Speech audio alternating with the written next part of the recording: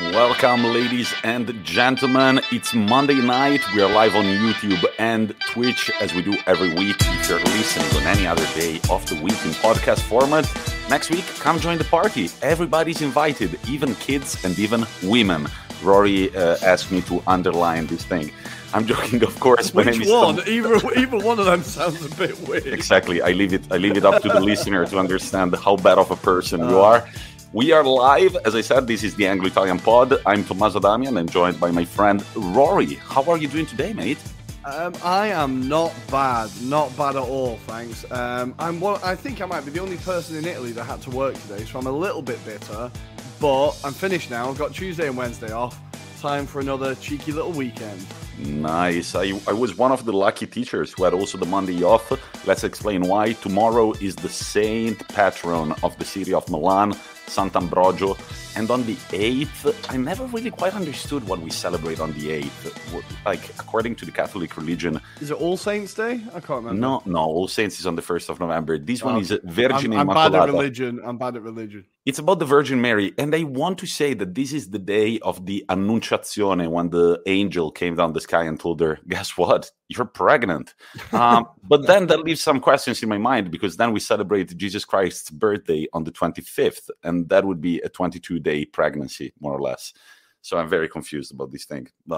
I find the whole thing very confusing, but we're not here to talk theology, because I'm going to be exposed pretty quickly.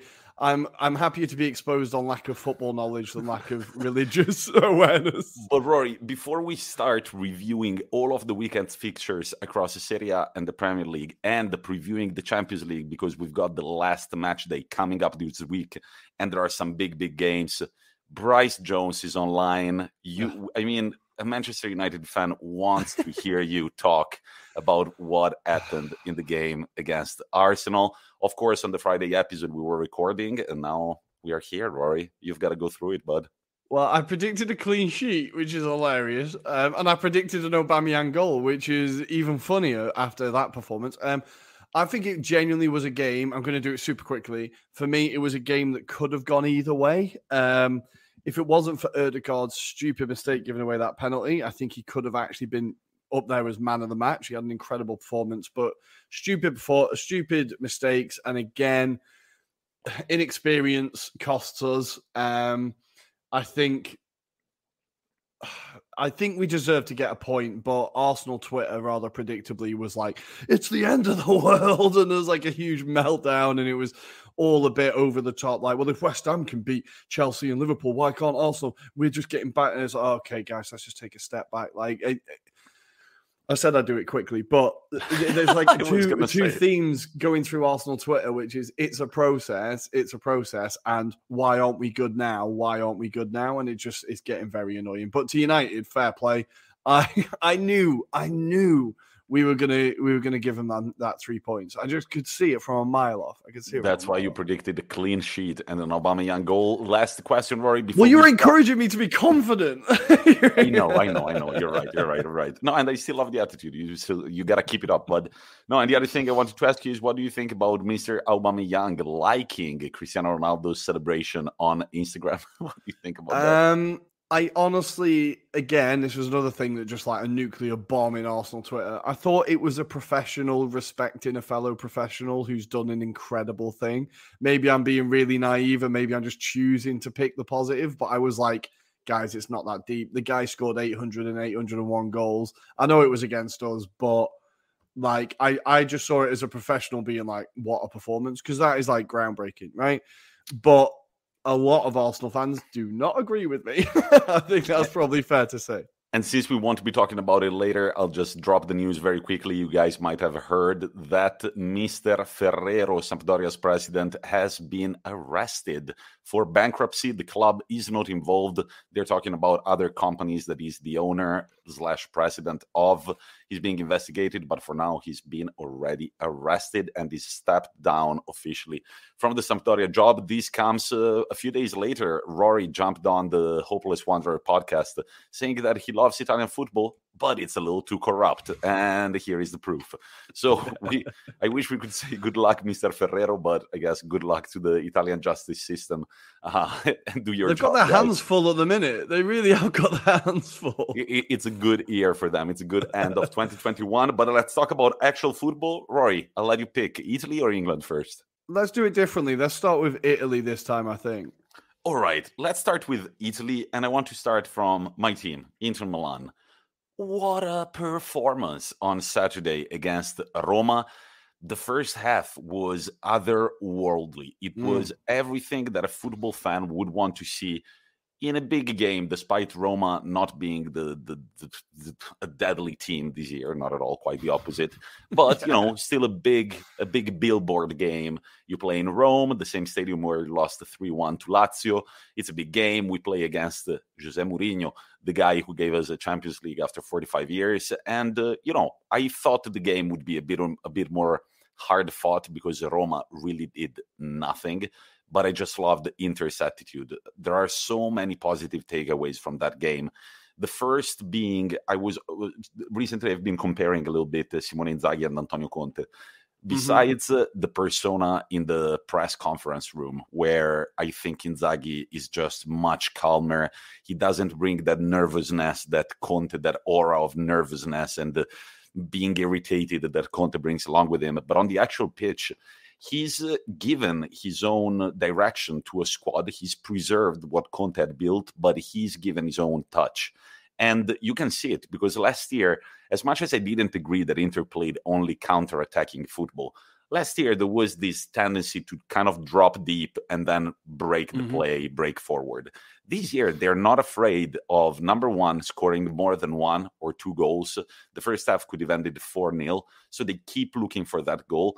They bring up the defenders. Did you see Bastoni? He was involved directly in 2 of the goals, 2 out of 3. He does love a foray forward. I can't remember what game it was we were talking about where he was like cutting the ball back. Was it the Milan derby where he ran right into the penalty box and managed to cut the ball back? He does love it. I think it was absolute quick football manager talk, but they've recently brought in a new position called wide centre back, and he performs like classic wide centre back where he's just able to go up the pitch and the wing back just drops in, makes it a back 4, and he just loves it. He's so good at it. The Ben White role, we like to call it. And in the second goal by Dzeko, I mean, that was a beautiful team play. I think 19 touches. The Inter Milan Instagram page posted the clip from that, and it was like, you count them. And I tried to count them, but then I lost track because it was so pretty to see it. Like everybody gets involved. Çalhanoğlu doesn't do that. Doesn't score, doesn't shoot on target. He does a very unselfish pass to Dzeko, who's then is wide open in front of the goal, and he can score. And talking about Dzeko, I was thinking this guy has been ticking all the boxes of your dream forward. He scores a lot, and on every stage, he bags heavy goals, and he's got a beautiful finish in him. He scores against his ex-club on their turf. What else could you want? It's his season. It's going great. And there are so many individuals. Denzel Dumfries is scoring his first goal for Inter Milan. Not for I can't talk about it. I left him on the bench. I can't talk about it. But then Dzeko scoring yet another goal. Çalhanoğlu scoring from the corner kick. That was a lucky, but that guy's we need to talk about Çalhanoğlu. Who is this guy? Before we talk about him, apparently news leaked, I don't know from whom, that apparently Simone Inzaghi this summer, before they started the talks to officially bring him in, Simone Inzaghi called the Çalhanoğlu and he said, if you come to Inter Milan, I will make you play like Luis Alberto at Lazio. Luis Alberto, right now under Sarri, we'll talk about Lazio later, is not really performing that well, but under Simone Inzaghi, he was absolutely deadly. So a lot of positive takeaways. This brings Inter Milan second on the table as AC Milan also pick up a win against Salernitana. Is it correct? Yes. Oh my God, what is going on? I mixed up my tabs. Against Salernitana, 2-0. Goals by Kessie and Salemakers, both in the first half. It was a pretty good game by AC Milan. I was expecting a 4-5-0, but in the end, they kept the result only to 2-0. Another second consecutive clean sheet. And then the other big game that we need to talk about that was absolute madness is Napoli-Atalanta. Napoli 2, Atalanta 3. Napoli drop to third. Atalanta are in fourth position, only 2 points behind Napoli, and they are making themselves noticed for the Scudetto race. I think that Atalanta have what it takes to push this season and try to make a meaningful statement in Serie A. I know you agree with that, Rory. Yes, I think they're a very good team, and they are very, very good. I just worry about their inability to hold on to leads. Usually, that does concern me. But they did the opposite this game, right? Like, it looked like Napoli got the game wrapped up, really, and I was like, okay, this is Napoli again, like getting that win in the bag, and then Atalanta from nowhere, and just beautiful goals, beautiful game. Demiral's goal was unbelievable for a centre back. That footwork is incredible. You have to if you watch even the short highlights from Serie A, in the two plays, I think it's the 2-2 and the 3-2 for Atalanta. You just looked at the movement of the players. There is one moment when they decided to go forward and attack. It feels like, those clips from the Netherlands at the 1978 World Cup, where they played that sort of total football, and you would see like 10 orange shirts pressing on the ball carrier. Man, it was like that. And once they get the ball, everybody knows exactly which movement they have to do. And they made those goals seem easy, but it's such incredible teamwork. Atalanta, I think, honestly, at the beginning of the season, I want to say that we were kind of saying they're still inconsistent. They don't have what it takes to stay at the top. But right now, they've had a nice comeback. They've had a bunch of very important wins. And right now, they're fourth in the league. They haven't lost a game in all competitions since Manchester United on October 20th, when they were leading that game 2-0. We need to talk about Zapata as well. I'm very quickly falling in love with him. I've only really kind of started watching him properly this year. His cutback for the first goal was incredible for Atlanta's first goal. What a player he is. Honestly, he's a player that we've talked about him a lot, and I've always just known he's good without watching him. But this year, I've definitely watched a lot more Serie A. I'm watching even more Serie A. And he really is standing out to me. And he's having an incredible season. I think we thought that maybe they'd be missing Muriel not having the most prolific season or even a good season, but he's really kind of filling in for both at the moment. Yeah, no, Muriel, well, he's come back from an injury. The games he's played 3 games, scored a goal, assisted twice. He's not off, but you see, Atalanta can even they can even manage to go to Napoli, not play Muriel, not play Cop Miners, who's been playing very well. They've got these very well-established rotations. And Steve, I do agree with you so much. Atalanta are getting players back rather than purchasing them. And it's true, so many times, Ilicic, if you remember 2 years ago, he underwent depression. He wanted to quit football. Atalanta were very patient with him. They were like, look, you're in Slovenia with your family. Spend all of the summer there. Do what you want. Then you come back, you start training with the team, and you see how you feel. No pressure at all on the player. Muriel, he's been getting a lot of stick as soon as he came back. Gasperini, I want to say, didn't play him for 2 consecutive games. He came back and he scored a goal. So the reason Gasperini is doing, as much as I really dislike the guy, he's doing a very, very good job at Atalanta.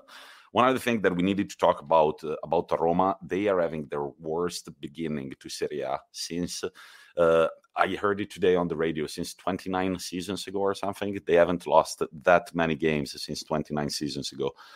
Roma have already lost 7 in their first 16. They are 7th on 25 points, even with Lazio. Lazio did win at the weekend. They still conceded a goal. They have been conceding so much. If you look at the goals they've conceded the 30. That's more than Bologna, Hellas Verona, Empoli, Sassuolo, Torino, Udinese, Venezia even, and even Cagliari. They've conceded more than all of these teams. But I want to say that Ciro Immobile had a very, very good game. He scored a brace. And I think that he may get... and we are the first in line, he may get a little bit too much stick about his footballing ability or inability, because on his day, Ciro Immobile is a hell of a forward. The problems are 2. Number 1, when he's not on his day, he's fucking useless. And number 2, he hasn't been having many of those I'm on my day type of days. So usually it's actually dangerously useless, because it's dangerous for the team. He loses the ball, he doesn't run, he makes the wrong pass. But this weekend, he had an assist, almost an assist, 2 goals, and he was on fire. If he always played like that, he would be a household name of Italian football. But unfortunately, I don't think his name is ever going to go down in history as one of the great Italian strikers, despite his numbers.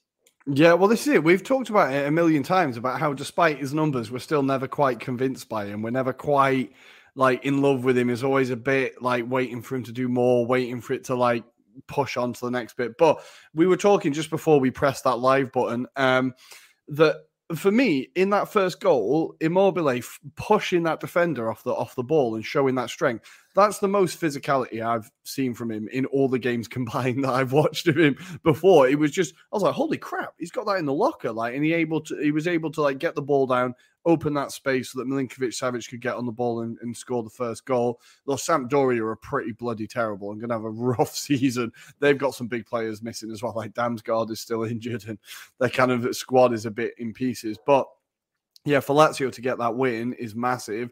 What really, from what you were talking about with Roma, just to kind of jump all over the place a little bit. Yeah, sorry. It's mad that they've lost 7 and they still find themselves in 7th. Like, that's an incredibly fortuitous event. Like, and Roma were absolutely woeful against you. Like, they really were terrible. Zaniolo had an absolute nightmare. And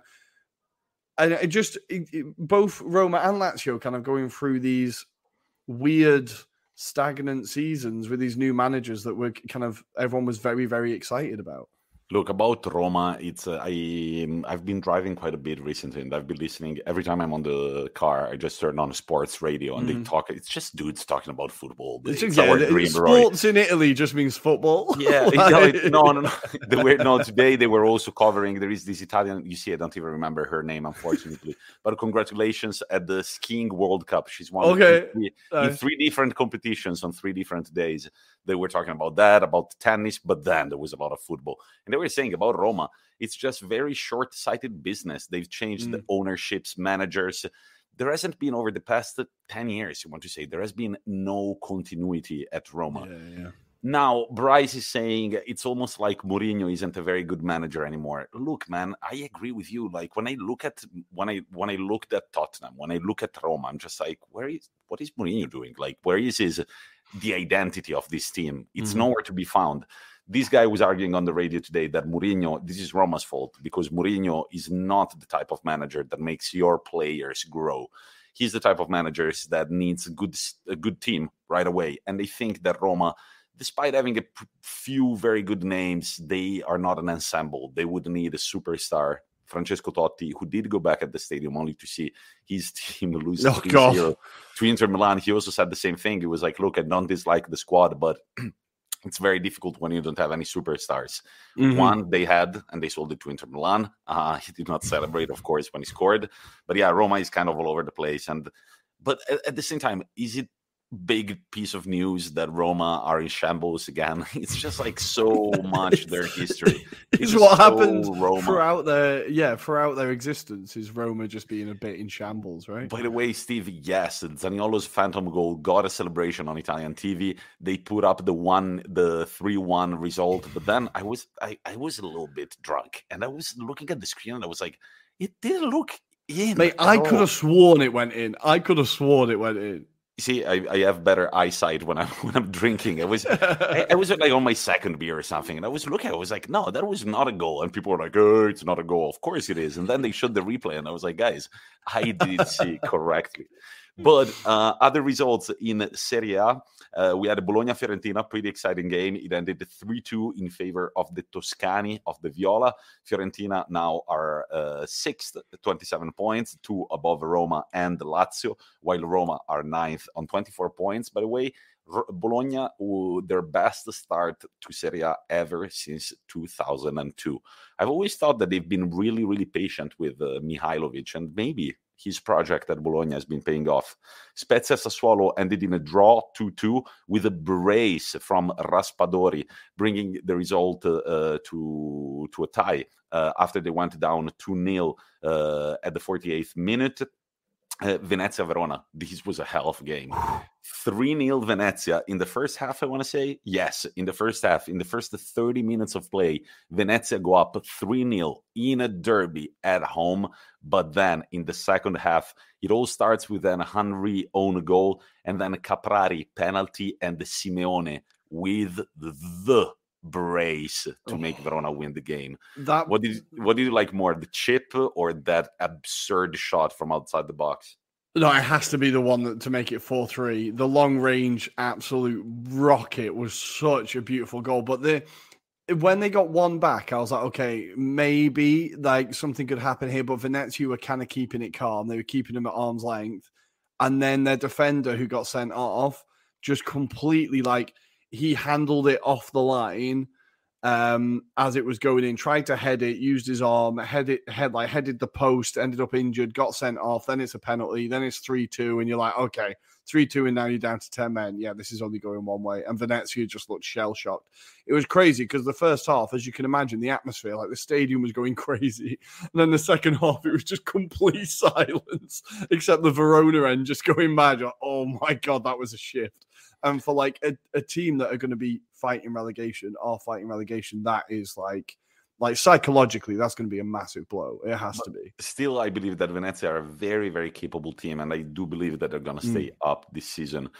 This brings Giovanni Simeone to the third place in the race for the Capocannoniere title. Ciro Immobile is 13th.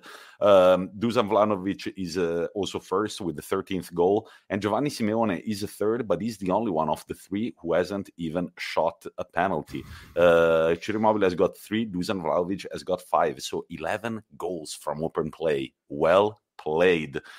Since we're jumping all over the place, I wanted to say in the Bologna-Fiorentina game, the Biraghi free kick, woo, baby, Cristiano Ronaldo-esque, I want to say. Well, no, did he spam it into the wall? Because that's all Ronaldo seems to do with free kicks at the moment.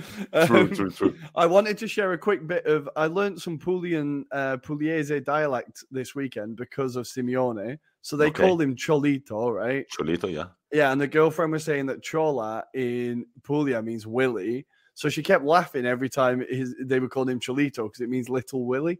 And I thought it was quite Wait, what is Willy? Chola, like your penis. Okay, Willy. By the way, talking about Italian dialects, I once saw a map of all of Italy with all the different names that different regions and towns give to the dick or to the female genital organs. It's there are a lot of different words. And then Juventus win 2-0 against Genoa, who had 0 shots on target. This is Juve's second consecutive win, but Salernitana and Genoa. The thing is that Juve should have scored more. There was a little argument between the Allegri and Morata when the Spaniard got substituted. I think there were quite a few chances where Juventus should have scored. At a moment, it was pretty hilarious. Bernardeschi slipped on the ball. Morata slipped. It was kind of funny. But about the Genoa, I have to say that I feel really bad for Andriy Shevchenko. He drew the first game in charge, 0-0 against Udinese, and then 2 consecutive losses without scoring a goal. Against Juventus, 0 shots on target. His squad is so depleted, it's not even funny. Everybody is injured, and yes, Steve, he should have played himself up front, but he wouldn't have gotten that many balls, I don't think. That's pretty sad. This leaves Genoa still in the drop zone together with Cagliari, who are going to play tonight, and Salernitana. As we are speaking, Empoli are winning 3-1 against Udinese. They did come back after 1-0. After being 1-0 down, thanks to a De Rofeu goal. Rory, I think you're going to lose at fantasy football this weekend, yeah? Oh, I'm going to lose pretty hard. But I was just looking at the table. Empoli are only 4 points off Europa League. No, Europa Conference. Empoli are making a push for Europe. This is going to be our new campaign. Let's see if Empoli can get there. They are causing a lot of teams a lot of problems, and they're scoring a lot of goals. All their games, they seem to have 2 or 3 goals. I'm just looking now. They've already scored 26 goals this season. Yeah. That's not bad. Not at all. The last time that they didn't score any goals was on October 27th against Inter Milan. Nice. Since then, only 1 loss, 3 draws, 2 wins, and always scoring a goal. Pretty good job, Empoli. Rory, should we jump to the Premier League before we preview this week's Champions League action, which is going to be intense? Let's jump to the Premier League. And in the Premier League, we're only talking about one team. Who is it, Tommy? Sorry, I was looking at Bryce's comment. I was reading. Sorry. We're only talking about one team, and it's the Happy Hammers. The Happy Hammers. Holy shit, man. That was quite a result. Did you like my little Instagram story on our page? Yeah. With Lukaku getting a hammer on his head and a little boing. So they have now scored 6 goals against Liverpool and Chelsea, right? Beaten both of them. This season, they have beaten Liverpool, Chelsea, Man City, and Man United in the League Cup. They've beaten Tottenham and they've beaten Leicester, even though Leicester are an absolute shower this season. We will get onto that. West Ham are causing problems, and this game was ridiculous. Now, you know how we were saying that maybe Donnarumma didn't deserve the Ballon d'Or and Mendy should have got it? Mm-hmm. I think we jinxed him. Mendy had an absolute stinker. The first West Ham goal, he like the pass back wasn't great, granted, but he just freezes, stands on the ball, stupid tackle, gives away the penalty. All of a sudden, West Ham are level. Then Mason Mount scores a beautiful, like genuinely beautiful goal to put them 2-1 up. And it looked kind of like at that point, going into half time, West Ham were going to be like Chelsea were going to be comfortable. But we said that in their last game, like Tuchel said himself, we were very lucky to get out of there with a win, right? Against Watford. And this game, it looks like they are wobbling. They just cannot score goals.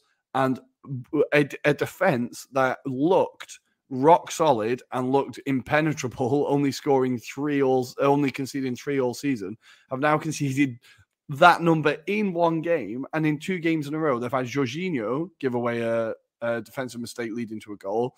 And now Mendy, it looks like there's a little bit of a wobble, a little bit of cracks creaking in there at Chelsea. And it's not helped by the fact that Lukaku is doing nothing. Now, he is coming back to full fitness, right? He's been out injured for a while, but as you've said before, he was doing nothing before that either. So it's not like he was in good form, then got injured. I talked about it on a Hopeless Wanderer pod, actually, but the last time Chelsea had a prolific striker, I can't really remember. I think Diego Costa's maybe the last one where you think that was like a top 5 in the world numbers striker. Like Chelsea just cannot nail that position. And they were just really blunt. But West Ham were incredible. Like on the counter, like they are just so clinical. And like even players like Antonio, this game, he didn't score, right? But he put in an absolute 10 out of 10 performance. Like his holding up the ball, bringing the other players into play. Like the way Bowen plays off him is unbelievable. Like they're just, with David Moyes, we've talked about him before, how he's changed his football and he's like evolved when it looked like his career was over. He's kind of come back and just learned and adapted and changed. The Revenant. And this is like, yeah, I think this is the best team he's ever had in his career. And it's the best period of his career. Like, so at Everton, he once finished 4th, I want to say, in the 04-05 season on 61 points, right? At this point in the season, so after 15 games, he had 29 points. They've got 26 at the moment, or 27 at the moment. So this is up there with his best season ever, right? And at West Ham, he's got a 48% win percentage. The only club where he had a higher win percentage was Man United with 52% win percentage. But he really is. This is like his team, his era. And what he's managed to do is he's got a team with a great work ethic, an incredible work ethic, but he's also got incredibly talented players. So players like Declan Rice, Fornals, Bowen, Antonio, like these are all very talented players, but they're also willing to put an absolute graft in, and they have caused and will continue to cause teams problems all throughout the season. Like the next Arsenal game that I'm properly nervous about, apart from tonight, because it's Everton and we have to win, is West Ham, because I think they're going to absolutely run us to pieces. Like this is a scary team. I think Moyes, I was thinking about the same thing for Giovanni Simeone. And I mean, we kind of sit here and analyze the games, watch the games, and then comment on them, and then say, this player is shit, this player is becoming ridiculous, this manager is gone, is done, and everything. Think about actually being the manager, being the player. So Giovanni Simeone has always performed, but kind of moved many different teams. Imagine the nerve that it takes to be concentrated for that long and to be like, my day is going to come. Like Simeone knows that at some point a bigger team is going to come for him. But it's going to be tough, to move from Genoa to Fiorentina to Cagliari to Verona and keep your mental going. Moyes, after the Manchester United job, he became kind of a living meme, Man, and then he went to Sociedad where it was a disaster. He went to Sunderland where it was a bin fire, and then West Ham sacked him. It takes guts to sit down and be like, okay, maybe something is not working for a player in my game, for a manager in my tactics. Maybe I need to sit down for a few years and look at what other managers are doing. Maybe I need to go watch more football, get more ideas from other managers, and then you combine it all together. You're patient, and there you get West Ham overtaking Chelsea, which is beautiful to see. And this is like a team that it's not, because I think last year when they got the Europa League, we've said it before, but people were like, oh, West Ham in the Europa League, that's cute, that'll be really fun. And then you're like, actually, these are going to be one of the biggest contenders for top 4 this year. And the top 4 race is going to be huge because you're going to have United are now going to be back on it. Arsenal hopefully will be there or thereabouts. Conte are going to have Tottenham there, and West Ham aren't going anywhere. So this is going to be like 4 teams fighting for that last spot. Is going to be intense. And I think there's no reason to think that West Ham couldn't do it. Like I said, they've already beaten United. They've already beaten Liverpool and Chelsea. They're not going to change the way they play. They're not going to be scared of anyone, and there's no pressure on them. They're in the perfect position. Whereas if Arsenal or United go into those games, they're still, because of history, expected to win those games, even if they're not actually necessarily better than them on the pitch. So it's like they're in the perfect position, and the Europa League campaign is going great. They finished top of their group, right?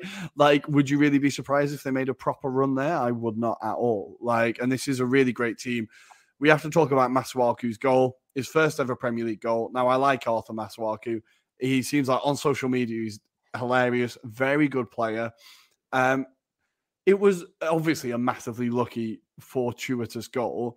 I think people were a bit harsh on Mendy because Mendy's positioned himself to come out for the cross, and no one's expecting it to hit Loftus-Cheek's toe and go at the opposite post, right? He does get his hand to it, so maybe he should be a little bit stronger and he should get more behind it. But I think it's a little bit harsh to be like, that is Mendy's fault. Hopeless wonder. You're absolutely right. The key was not selling Rice in the summer. The fact that they've managed to hold on to him. And the thing is, I was arguing about this with someone 5-a-side last week, and they were saying because he was a United fan. While you were playing, you were having these arguments. I'm just that annoying. I just bombard people with my opinions constantly. This guy's a United fan and he's a bit of a wanker, but that's not why he's a wanker. But anyway, we were arguing about it. He said, no, United will get Rice. I was like, I think he's going to stay at West Ham. He's got everything he wants there for the next couple of years. He's playing European football. It's a club he loves. They could win a cup or something. He has no reason to go anywhere. And he has developed, when we used to talk to Tom, friend of the show, about Rice, I would always, obviously he was telling me how good he is, and I never quite believed it.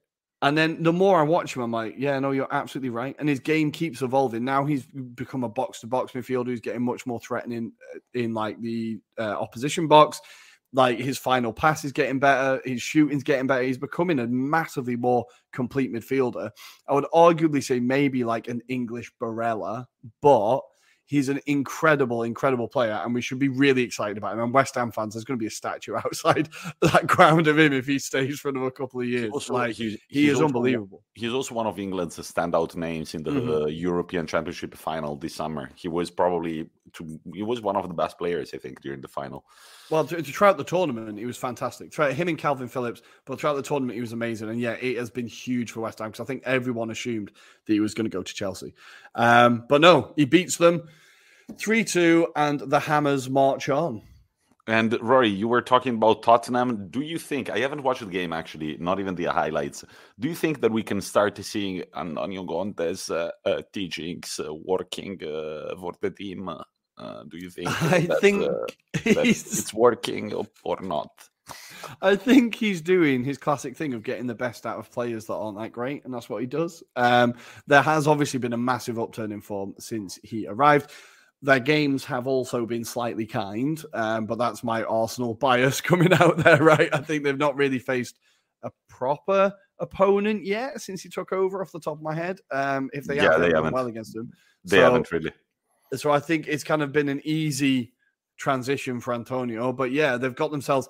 It makes that United result even more annoying because we've just opened the door for United and Spurs now, and it's really fucking annoying because they are right behind us. But I think Conte is going to continue to do what he does and just get the best out of what is a fairly average squad, and then see what he can do in January. But yeah, another 3-0 win against Norwich, pretty comfortable. 5 goals in 2 consecutive games, 0 conceded in the Prem since Antonio Conte has taken over. Sorry, guys, I'm obsessed with this guy that we actually bumped into last week on a sidewalk. We did. He works at a radio station, and every Monday he just releases impressions of all the Italian managers, but including Antonio Conte. What's his handle? His handle? His handle is Edo Mecca. You guys, if you can understand some Italian, he doesn't write which impressions he's making. It's just like a 10-minute thing, and he does all the different impressions. You will recognize from the wigs, I think Andrea Pirlo and Gasperini and so on. But he's hilarious. Edo Mecca with a double C. What other standout games? Manchester United win 1-0 against Crystal Palace. We don't want to give Bryce, anything to talk about. Fred has discovered he's Brazilian again and absolutely pinged one in the top corner with his right foot. Man United they won the ball 12 times in the opposition half, the most they have this season, or I think the joint most they have this season. Ranić having an immediate effect. I think, honestly, Fred has actually turned a corner a little bit since Ollie left. He was great against Arsenal. He was great against Chelsea. I think he really has kind of the lack of defensive responsibility on him really is making him a bit of a better player and freeing him up to do what he does best. For United, they should have won this 4 or 5. Like Palace were not in this game. They got absolutely battered, but they got the win in the end, as United always do. And on they march. But the game I wanted to talk about, another game I wanted to talk about was, of course, Wolves 0, Liverpool 1. Now, the scoreline, you think, it's not a great game. And it was a pretty interesting game, but towards the end, I was kind of like, losing interest a little bit. I thought, honestly, that Wolves were just going to do a classic like smash and grab and nick one at the end. But then Jurgen Klopp remembers that he has a ace up the sleeve and brings on Divock Origi with apparently the instructions of just go out there and be Divock, which I absolutely love. And of course he does. He goes out there, 94th minute, scores a beautiful goal. And this guy, my cousin, Chris, friend of the show, just text me straight away, I love Divock Origi. And I was looking at his career. Now, it's really weird because his goal record doesn't sound that great. So no, he's got 39 goals in 166 matches, right? But obviously, a lot of these games, he doesn't play 90 minutes, right? So by minute, he averages a goal every 175 minutes, which isn't that bad. Like 1 every 2 games. Yeah, exactly. 1 every 2 games. That's a pretty good hit rate for a striker, right? That's not bad. Considering you're only playing for 10 minutes, 20 minutes, whatever, right? Yeah, you know what I mean? True. And then obviously the goals this guy scores. So he scored against Everton. He scored twice against Everton in derbies. He scored that Barca goal, the quick corner that caused the whole thing to fall into place. And he scored in the Champions League final, right? The second goal that made it comfortable. Like this guy just comes on, ice in his veins, and just gets that and a lot of these goals are beautiful as well. They're not like crap goals. They're like, one of them's an overhead kick. There's like some beautiful footwork, and you're like, I like this guy's career, weirdly. It's a weird career. For some time, I thought that Batshuayi was Chelsea's Origi. Yeah. But then he's traveled around more than Origi has, and he hasn't been as impactful. But man, I was watching that. It was right before the ending of the game was right before the Inter-Roma game. We're at this Irish pub. Last 5 minutes, I'm like, God damn it, Liverpool being Liverpool. Like they could go top because of course, we already knew of the West Ham result. And then next thing you know, Divock Origi with a nice stop and turn and just like pinks it in.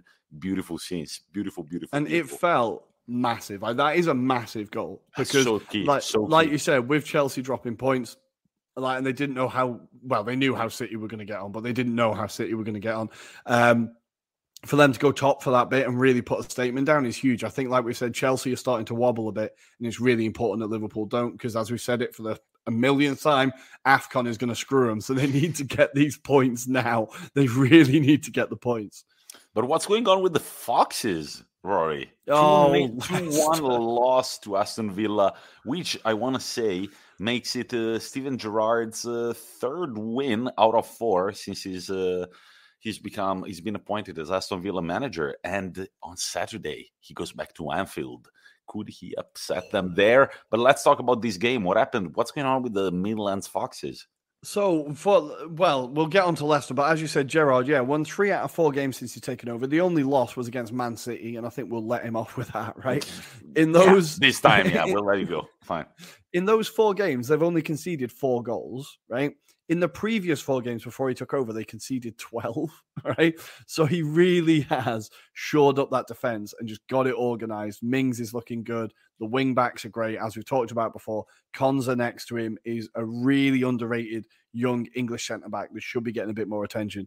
And Gerrard has really turned that team around. It'll be incredible to see him go back to Anfield. That is going to be like scenes, I imagine, yeah. That is going to be an emotional return for the Liverpool fans and for him, I think. But for Leicester, now their defence is just shite this year. So they've only Watford, Newcastle, and Norwich have conceded more goals than them this year, right? So that's 3 of the bottom 4, right?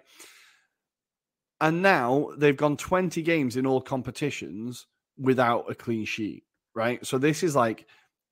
Now, obviously, the big thing is this year, Fofana got injured in a friendly with a horror tackle. I think that has been like a bigger miss than people anticipated. Soyuncu just hasn't looked the same. I think they are missing Fofana. But then you look at their strikers. They've scored 21 goals, right, in the Premier League. And only United, West Ham, Liverpool, Chelsea, and City have scored more than them. So they're scoring more than Arsenal, right, which isn't difficult, to be fair. But that's like 6 of the top 7 teams, and then Leicester.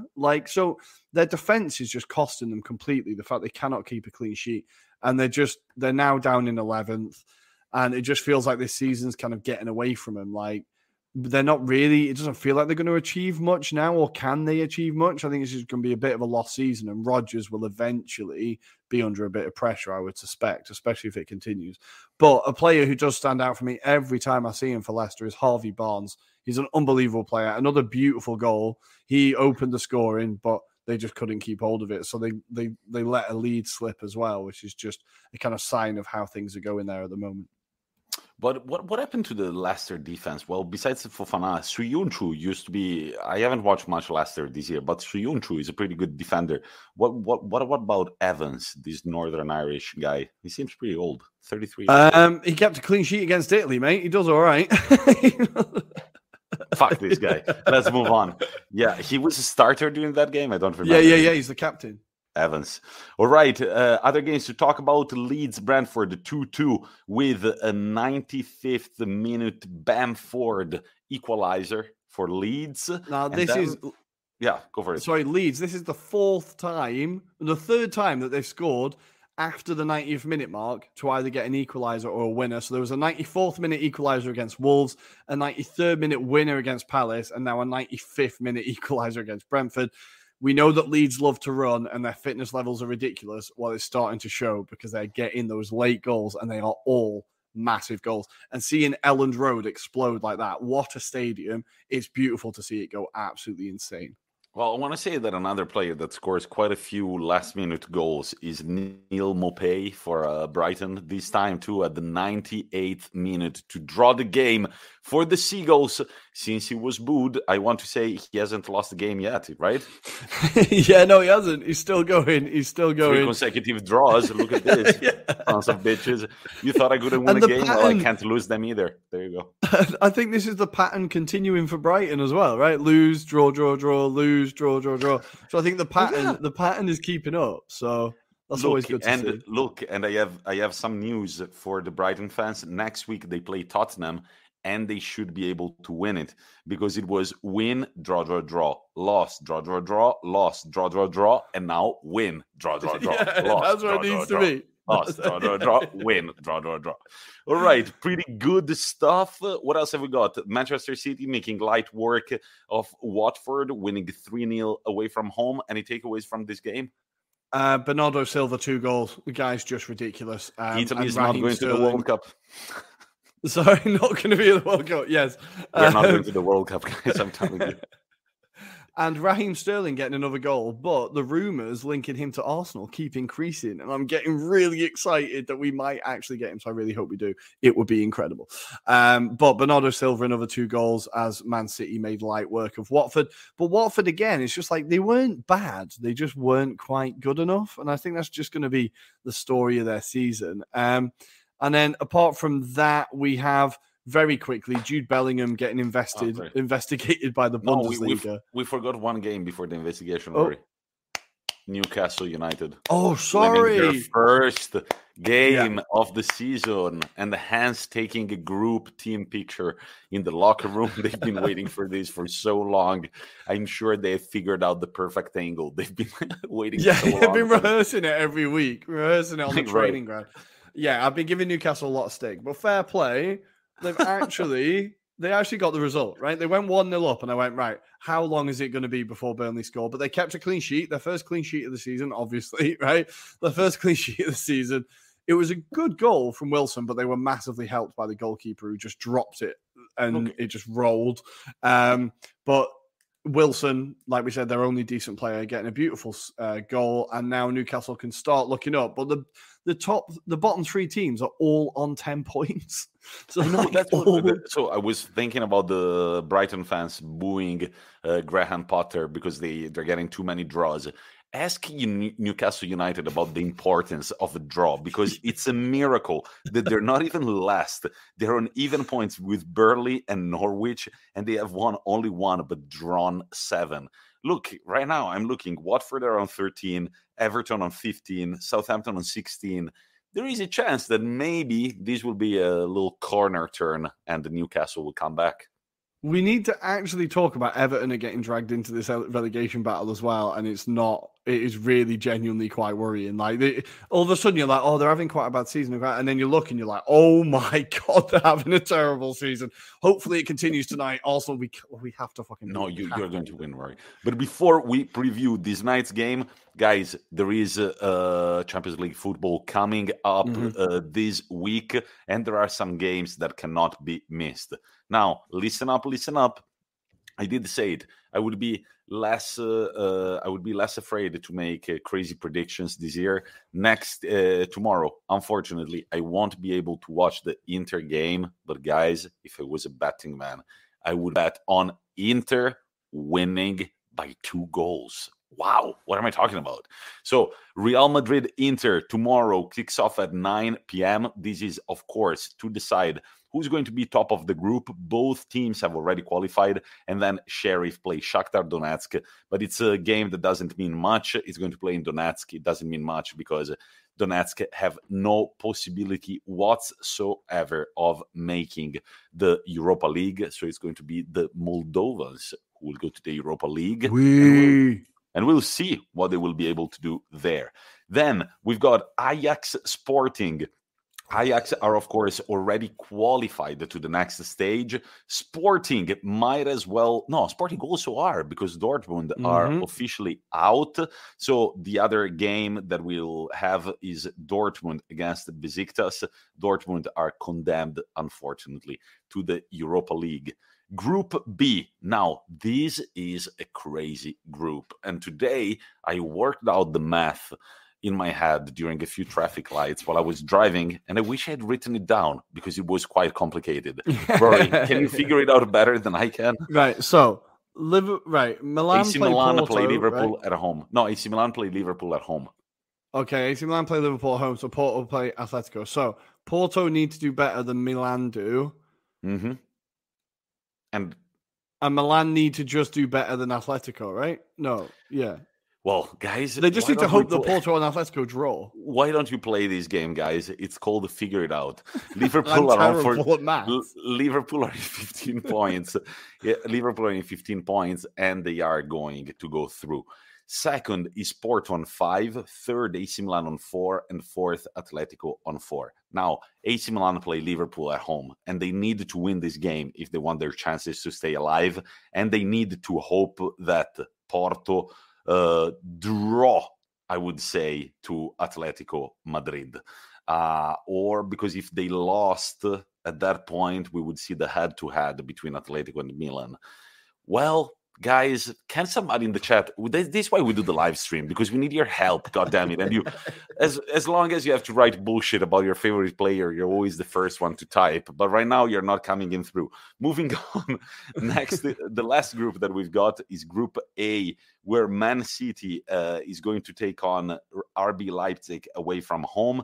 PSG is going to take on Club Brugge at home. Of course, Man City and PSG are already qualified. It's a fight to see who will go to the Europa League between RB Leipzig and Club Brugge. Rory? And RB Leipzig have just sacked Jesse Marsch as well. They've just sacked their manager, so it's going to be an interim in charge. Perfect timing. See if they can get something against City and secure that Europa League spot. I'm not holding my breath. Rory, I let you go through Wednesday because my head started hurting while I was going through these groups.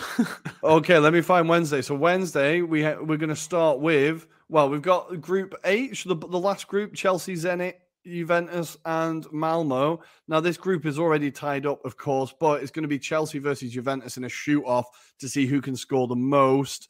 Chelsea's goal difference is pretty far ahead. They're on +9. Juventus are on +3.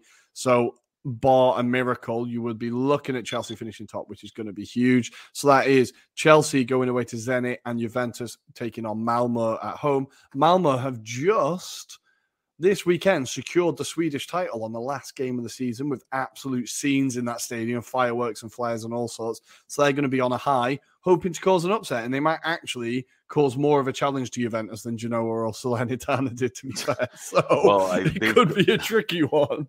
They've got 1 point and 1 goal scored in the Champions League. That was more a diss to Genoa and Salernitana, I'll be honest. But these are the Swedish champions, guys. All right, let's keep going. Oh, come on. I think that's harsh. Malmo, I still love you. Right, good. Then we have Benfica taking on Dynamo Kiev. But the big game in that group, Tommy, Bayern versus Barcelona. Lewandowski had to sit and watch Messi take that trophy. Is he about to bum Barcelona out of the Champions League? Double digits, guys. Please aim for double digits. We want to see this. So many people want to see this. Double digits, possibly clean sheet, 10-0. Dude, that would be the result of a lifetime. I don't know. I feel like there are... I don't know. The reason this rivalry has been born between Barcelona and Bayern Munich, and I think that Bayern Munich won't do it. These guys don't make me. I mean, I don't want to fall into any stereotypes, but these guys, I want them to go full German against Barcelona. Please, guys, effective and just angry. No bloodbath. Thank you, Bryce. He just typed bloodbath. The problem for Barcelona is that Benfica plays Dynamo Kiev, who have been terrible at home, and Benfica have been really good. So that is the main problem, is that Barcelona can't rely on things to go their way. Benfica are going to beat Dynamo Kiev, I think. So I think Bayern are going to be, ruthless here. We know they're not a team that take their foot off the gas. They don't care that they've already qualified. They believe in momentum and just getting those wins. That keeps you going. So they're not going to pull any punches here, and Barcelona are going to be in trouble because Xavi has actually had a pretty underwhelming start to his career at Barcelona. It's definitely not going as well as people imagined. So I think it could be Barcelona in the Europa League, which would be Barcelona. Imagine West Ham versus Barcelona in the Europa League. Yes, please. The Europa League final, Barcelona, West Ham, and the Hammers fucking win it. That would be beautiful to see. Bayern Munich, please don't play your second string squad. But then we also got a pretty exciting group in Group F. Man United first at 10 points, Villarreal second at 7, Atalanta trail by 1 point at 6, and then Young Boys at 4. What about the games? What about the results we should expect? So we've got Atalanta at home to Villarreal, fresh off that incredible win against Napoli. They are going to be bouncing. Villarreal, we've talked about draws. Villarreal are the experts at drawing in La Liga, so their momentum isn't that great. Whereas Man United are at home to Young Boys, fresh, revived, under Ranić. They're probably going to batter them. But I think... I'm going to say, now I can't remember what my prediction was last week. Maybe I've changed it. I'm going to say that Atalanta go through. I think Atalanta gets something against Villarreal. I think United gets something against Young Boys, and it all kind of stays as it is. I think it's going to be a more hard-fought fight than we would expect between Atalanta and Villarreal. I know that a lot of people just think that Atalanta will batter anybody, but I think this could be a last-minute one-goal win by Atalanta or something like that. It's going to be an exciting game for sure. And then Group G, where literally fucking everything can happen. You guys forgot about this group. Well, we haven't. Lille, 8, Salzburg 7, Sevilla 6, Wolfsburg 5. Happy New Year's, guys. Rory, what are the last games of this group? This is going to be insanity, and I think this is like the group that everyone should be watching, right? So we've got Wolfsburg taking on Lille at home, and then RB Salzburg taking on Sevilla at home. This is going to be like, honestly, I think we said last time, you're going to need that live table. There's just going to be all the permutations as goals go in, and it's going to be insane. Wolfsburg are actually looking much improved in the Bundesliga as of late. Lille had a terrible start to the season, but starting to turn things around a little bit. Wait, Sevilla. Wolfsburg have lost 4 of their latest 5 games. So, oh, really? Maybe not then.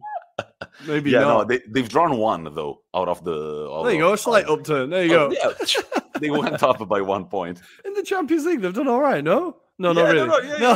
They won 1 game and drawn 2. Yeah, better in the Champions League. It's better than Newcastle. No, it's the same as Newcastle. And that's why we're not following the foreign leagues anymore, and we're sticking to what we know. I can't keep on top of it all, guys. I can't keep on top of it all. But basically, this group's going to be insanity, and it's going to be definitely worth watching. At the moment, you can see how much my prediction is going to be worth, but I'm going to say Salzburg and Lille go through. I'm going to stick with those top 2, I think. I think it's one of the lowest scoring groups that we've had in the Champions League. 20 goals total, divided by 4 teams in 5 different games. All of them goal difference of 1, and then Wolfsburg goal difference of -3. Yeah, it's pretty bad. Pretty bad. But that's it with the Champions League. And Rory, I interrupted you earlier. You were saying about a Jude Bellingham investigation. So there was a referee who's previously been found guilty of match fixing, who was in charge of this game. He has also refereed lots and lots of Dortmund games, and they've never complained. This time they lose and they complain, but it looked suspicious. The penalty he gave to Bayern Munich in the 76th minute, I want to say, was never a penalty on Hamilton. It just wasn't. He didn't even check VAR for a foul on Royce in the area. It definitely looked like if there was any referee this weekend who was being paid off, it was probably him. It was a pretty dodgy decision.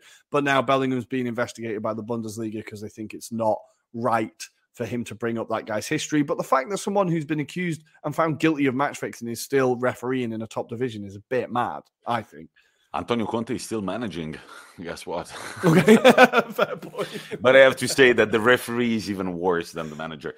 But I want to say one thing, Roy. You know that I'm weird like that. But this is one of my favorite periods of the year. Not because it's Christmas, because I'm quite grinchy, but because there is the Champions League draw. And for the first time in 10 years, Inter is going to be there. And then I basically measure how quickly time passes between the draw and the first knockout Champions League game. Because there is that moment in February when you're like, wait, Champions League football is back?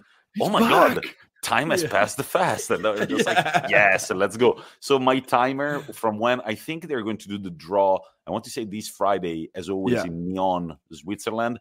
From that day on, you can start picturing, like, also because then when the draw comes out, you start following more the team that you're going to play in the knockout stage. And so it's just like, oh shit, let's go. And then the time comes and it's Champions League football again. Okay, Tommy, I'm going to put you on the spot. You can take one team in the knockout round. Who do you want? Oh, fuck. Well, any of the guys from Group G would be sweet. I would say anybody from Group G. Guys, I want you, Lille, Wolfsburg, Salzburg, and Sevilla, and crossing my fingers. But unfortunately, I have a feeling it would be like PSG or some shit. Yeah, potentially. Dude, PSG is in the air because of Icardi, because of some other stuff. It's going to come at some point, an Inter PSG game. Are going to win it. Good. Rory, it's 9 p.m. This is the time that our Everton Arsenal kicks off. I'm going to put you on the spot because you just did the same. Final result. 3-0. Oh my God, what have I said? Right. Rory needs a glass of water after having said that.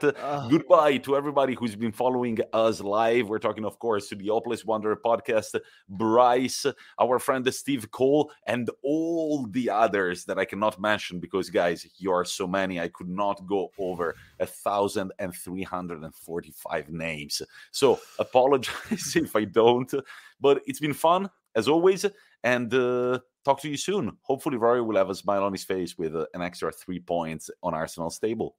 Come on, Arsenal. We've got to win it. There's more pressure when they're shit. Talk to you on Friday and listen to our latest Friday episode. We want to know what you think about our latest quiz. Passaparola. Talk to you on Friday, guys. Bye-bye.